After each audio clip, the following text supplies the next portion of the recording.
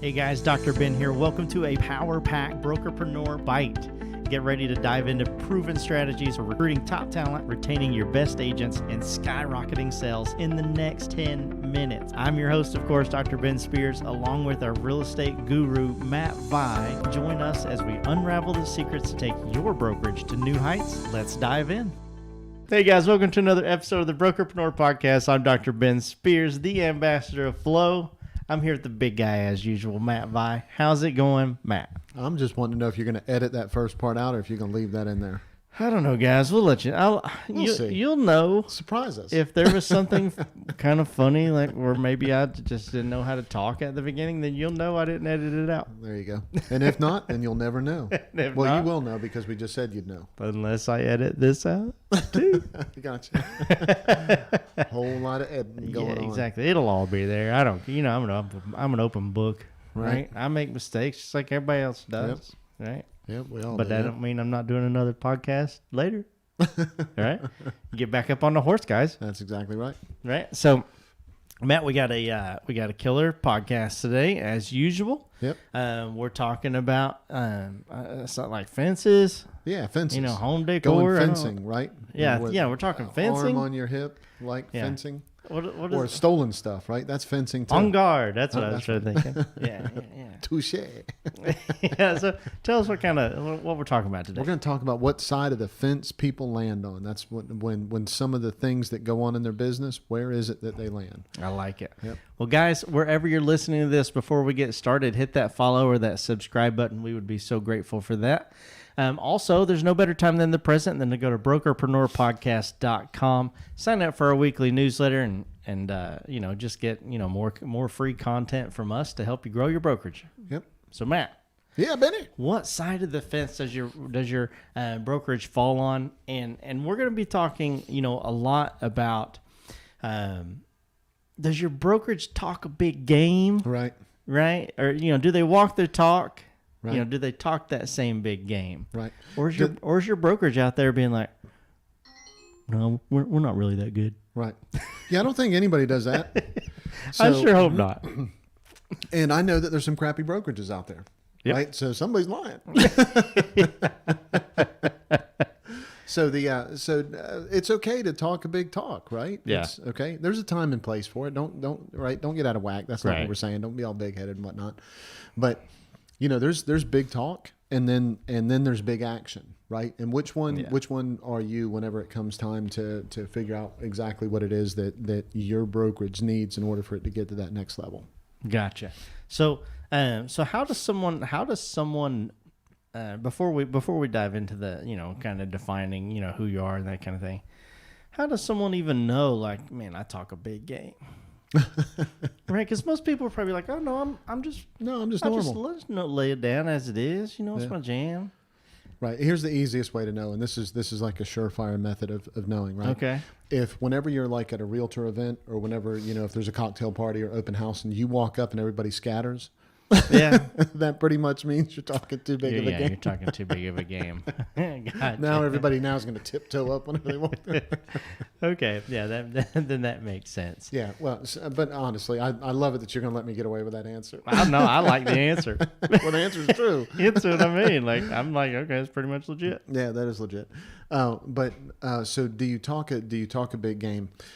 Do you fall short? Do you hear from your agents on a pretty regular basis? That's not what I thought we were about. That's not what I thought we did here, and that's not what I thought we stood for. And whenever the only time they talk to you is about something not getting delivered the way that they said, the way they were like, this isn't what I expected. Yeah. Right. We were doing this contest, and the contest didn't work out the way that I thought that it was going to work out. And we were doing this. I was going to. I paid for the flyer program that the company offers, and that didn't go the way it was supposed to. If you're hearing all that from the same person, go ahead and fire them, right? Yeah. If you're hearing that from a lot of people in the office, then maybe you're talking a bigger game than what you're delivering. Take a step back, take a real look at it, and see who and what you are. Okay, because I didn't know that the ping pong table was leased. Right, it's gone now. Who took the ping pong table? It's gone. Yes, in case you guys missed that, we had a podcast very early on that Putting a ping pong table in an office That's your doesn't make it your culture. Awesome, guys. So now let's talk about, defining, right? And there's a few categories, but we're going to talk, about franchises and independents. Yeah. Right. Is there another category other than those? No, not really. Yeah. I didn't think so. And so, so that's kind of a loaded question. Okay. Let me tell you why it's a loaded question. Okay. Sorry, the answer is, right. But here's why. And this is really at the crux of what we're going to talk about today. So there are franchise systems that offer a lot to brokerages. Okay. And then there are independents that have like branch offices that kind of operate like they're under a franchise, but they're not really under franchise. Okay. Gotcha. But the reason why I say, I gave that answer was because, there's a lot of franchises that offer stuff to their brokers and the brokers don't use it, right? Literally the only thing they're using is the name on the sign, right? They've got the big name on the sign. They've got their local name on the sign under it. And that is the extent of their connection with the franchise. Okay. That's problematic. Okay. And the reason why, remember what we said just a minute ago, right? Are you talking a big talk or okay. So if an agent comes on board and there's other franchises in your market that happen to have the same first name, right? Yep. We'll call it. Yeah. Oh, Better Hathamax 21. Right. That's right. So if they have that first name, right, and they've talked to that broker, they left that brokerage or whatever it was, or they were there and they got friends there and everything. And then they show up to your place and you don't use any of those tools and systems. Yeah. Right. Then you're talking that big talk. Yeah. Right.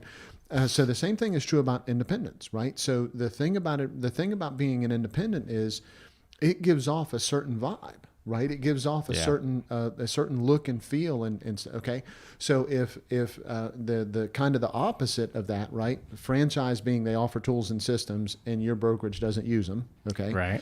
The opposite of that is being an independent and you being very corporately structured on every little thing that happens, right? Yeah. So those things are kind of in conflict with each other. Yeah. Okay. Not saying independents are all fly by night, because that is absolutely not what I mean, nor should they be, and nor am I saying that every franchise should use just the tools that your franchise offers. Right. We know that's not what I'm saying. Okay.